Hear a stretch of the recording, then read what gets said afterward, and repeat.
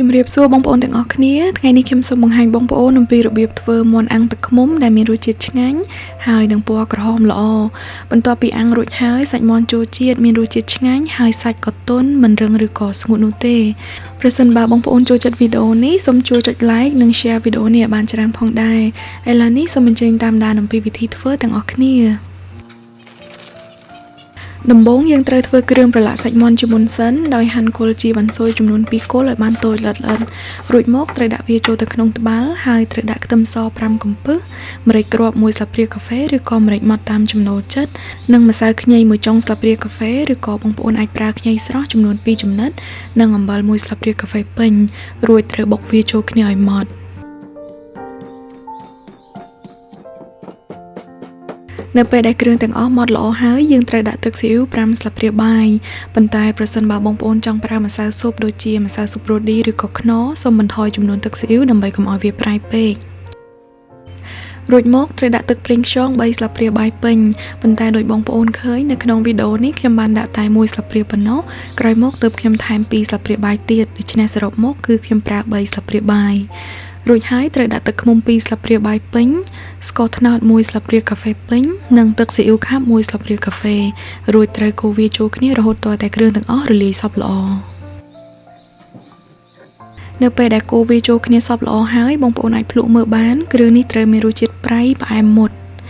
ចំណែកនេះគឺជាមាន់ដែលខ្ញុំប្រើមួយក្បាលទម្ងន់កន្លះគីឡូហើយខ្ញុំប្រើមាន់ចំនួន2ក្បាលដូច្នេះសរុបទៅគឺចំនួន1គីឡូគត់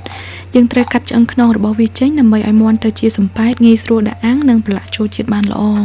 ហើយដើម្បីឲ្យមាន់កាន់តែចូលជាតិយើងត្រូវយកសមឬក៏ឈើស្រួចមកចាក់សាច់ខាងក្នុងរបស់វាឲ្យសព្វកន្លែង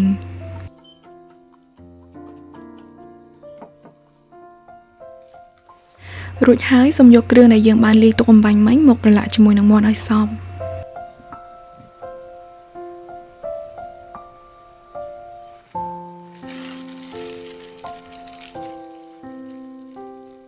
បន្ទាប់មកយើងត្រូវផ្អាប់វាទុកនៅក្នុងទូទឹកកករយៈពេល1យប់ដើម្បីឲ្យមាន់ចូលជាតិតែបើបងប្អូនអត់សូវមានពេលអាចទុកត្រឹម2ទៅ3ម៉ោងក៏បានដែរក្រោយពីបានផ្អាប់វាទុករួចហើយឥឡូវនេះយើងអាចយកវាទៅអាំងបងប្អូនអាចអាំងវានៅក្នុងអូវិនក៏បានតែបើអាំងលើចង្ក្រានធ្យូងសាច់មាន់នឹងកាន់តែមានរសជាតិឆ្ងាញ់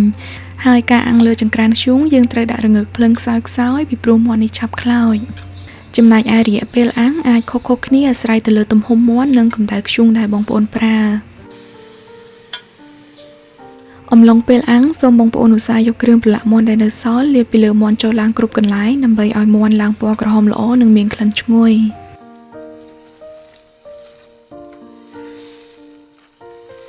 ម្យ៉ាងទៀតប្រសិនបើមាន់ចាប់ផ្ដើមខ្លោចបងប្អូនអាចយកកន្ត្រៃមកកាត់កន្លែងខ្លោចនោះចេញឲ្យស្អាតមុននឹងពិសា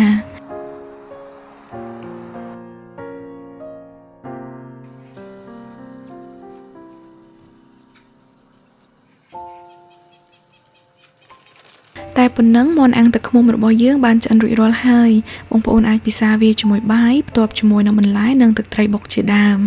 អរគុណច្រើនបងប្អូនទាំងអស់គ្នាដែលបានចំណាយពេលទស្សនាវីដេអូរបស់ខ្ញុំនៅថ្ងៃនេះប្រសិនបើបងប្អូនមានសំណួរឬយោបល់សូមសរសេរ comment នៅខាងក្រោមហើយសូមបងប្អូនជួយចុច like និង subscribe YouTube channel និង Facebook page របស់ខ្ញុំផងហើយសូមជួយ share វីដេអូនេះឲ្យបានច្រើនផងដែរអរគុណច្រើនជម្រាបលា